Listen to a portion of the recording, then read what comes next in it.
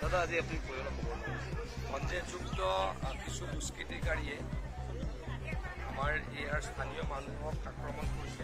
আমি কঠোৰ শাস্তিৰ ব্যৱস্থা নিশ্চয়কৈ কৰিম, কাৰণ এনেকৈ ঘৰত সোমাই আহি কাটা আমাৰ কালচাৰ নহয়, এইটো বাংলাদেশী কালচাৰ। এই কালচাৰৰ বিৰুদ্ধে আমি চিৰিয়াছলি কাম কৰিছোঁ। এতিয়ালৈকে 11জন ব্যক্তিক আমি এৰেষ্ট কৰাইছোঁ বা পুলিচে কৰিছে, আৰু কঠোৰ শাস্তি দিবলৈকে আমি যিমান কৰিব লাগে কৰিম। এনেকৈ অৰাজকতা অন্তত আমাৰ সমষ্টিত কৰিবলৈ কাকো দিয়া নহ'ব। অৰাজকতা কৰিছে, তাৰ বিৰুদ্ধে কঠোৰ ব্যৱস্থা ল'বলৈকে প্ৰশাসনক নিৰ্দেশ দিছোঁ, আহ্বান জনাইছোঁ। পৰৱৰ্তী সময়ত যাতে কোনো নকৰে তাৰ বাবে কঠোৰ নিৰ্দেশ দিছোঁ। মই আচলতে মইতো মোৰ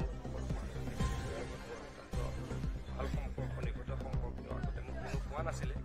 আজিহে মই অলপ কথা গম পাইছোঁ। নিশ্চয়কৈ খুব চিৰিয়াছলি চাম। ইয়াত যাতে আমাৰ মানুহখিনিক কোনোৱে বিপদত পেলাব নোৱাৰে, কোনোৱে বেয়া ক'ব নোৱাৰে, বেয়া কৰিব নোৱাৰে, তাক কঠোৰভাৱে দৃষ্টি ৰাখিম। এইটো এতিয়াই শুনিছোঁ মই, এইটো ভালকৈ চেক কৰিম।